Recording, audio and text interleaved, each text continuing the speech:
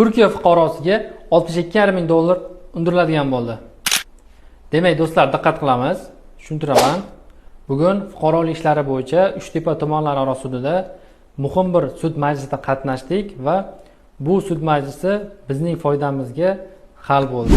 Bunda ko'rilgan masala Turkiya Respublikasi fuqarosi O'zbekistonda joylashgan kompaniyada ishlagan, biroq o'zining ishlagan ish haqqisini vaqtida olmagan, ya'ni kechiktirib unga ish haqqi to'lab berilgan.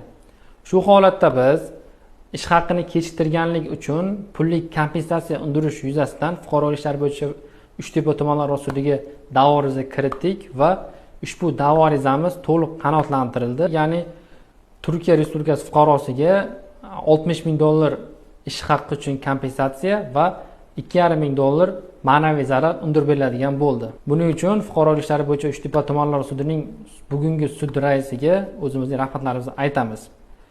Demak, do'stlar, agarda siz ham ish haqqingizni kechiktirib olayotgan bo'lsangiz yoki umuman ish haqqingizni ola olmayotgan bo'lsangiz va sizga mehnat nizolarida advokatlik xizmatlari kerak bo'lsa, bizga murojaat qiling.